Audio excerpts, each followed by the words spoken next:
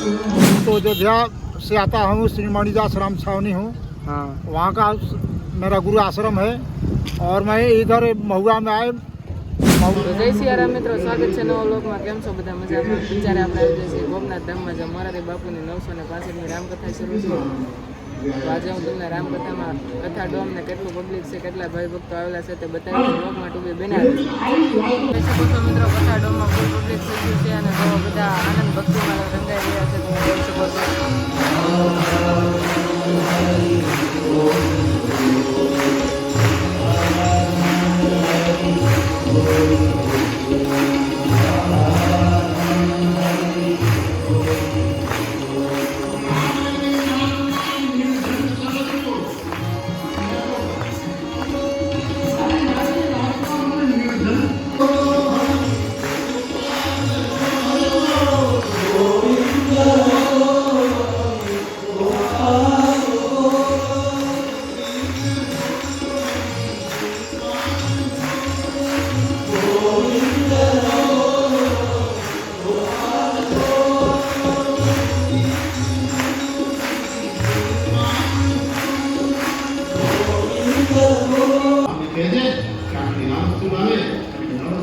તો તમે જોઈ શકો છો મિત્રો, બધા ભાવિ ભક્તો છે મોરારી બાપુને ધ્યાનપૂર્વક સાંભળી રહ્યા છે।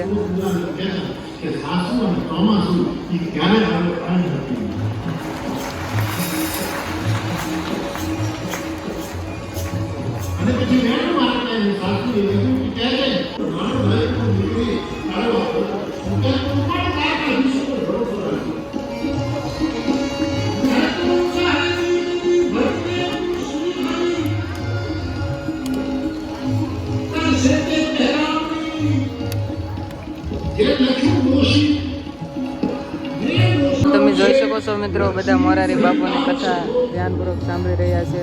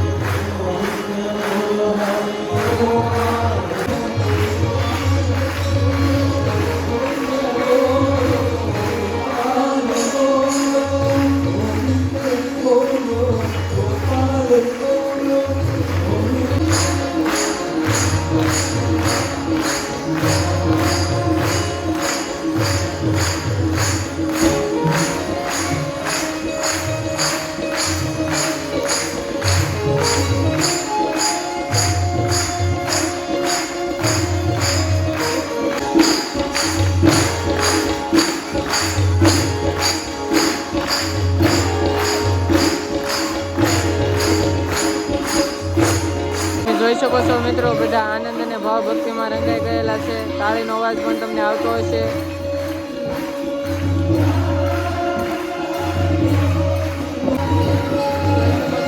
દાદા છે ફૂલ ભાવ ભક્તિમાં રંગાઈ ગયા છે।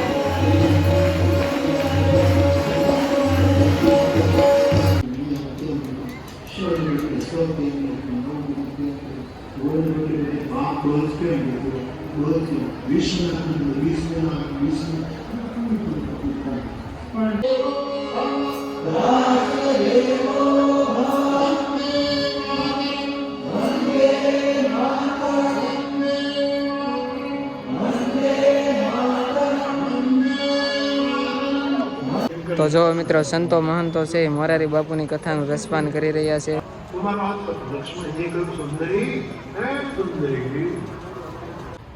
તો જો મિત્રો તમે જોઈ શકો છો વીઆઈપી બેઠક વ્યવસ્થા છે આખી. સીતા ઉપર હુમલો કરવો દે કે આ બે છે એટલે મારો નંબર નથી. ગોપીનાથ એટલે કૃષ્ણ વાસુદેવ. તો ગોપનાથ મહાદેવ અને તેના રાસના દર્શન કરાવી નરસિંહને ધન્ય કર્યા. એ ગોપીનાથ બંનેને આ 9 દિવસની રામ કથા આપણે બધા જ ભેગા મળી અને અર્પણ કરી દઈએ. મહારાજ આપને સ્વીકારો. તો જો મિત્રો તમે જોઈ શકો છો મોરારી બાપુની જે રામકથા હતી તે પૂર્ણાહુતિ તરફ જઈ રહી છે.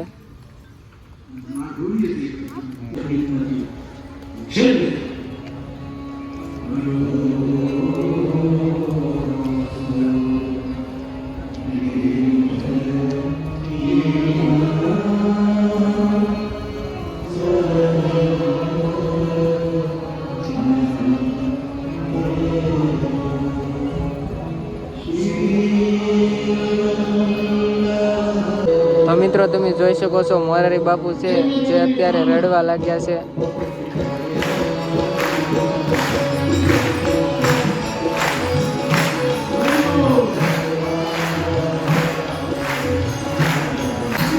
તો જો મિત્રો તમે જોઈ શકો છો મોરારી બાપુની જે રામકથા હતી એની સંપૂર્ણ પૂર્ણાહુતિ થઈ ગઈ છે.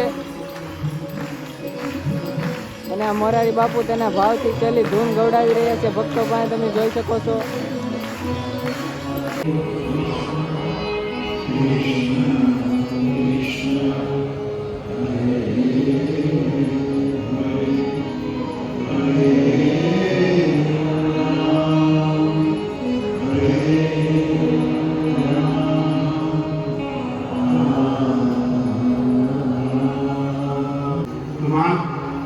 દિવસની રામકથા માનસ ભોગનાથ એ સંવાદને અહીં આપણે વિરામ આપી રહ્યા છીએ.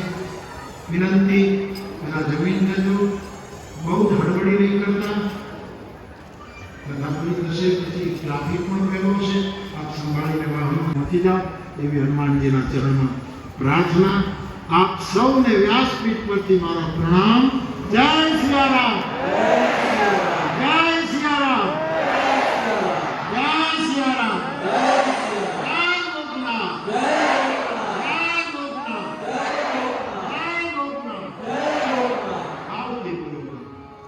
તો તમે જોઈ શકો છો મિત્રો કથાની પૂર્ણાહુતિ સમયે જે મોરારી બાપુના ભાવિ ભક્તો હોય છે તે પ્રેમથી બાપુની આરતી ઉતારી રહ્યા છે તે પણ તમે જોઈ શકો છો.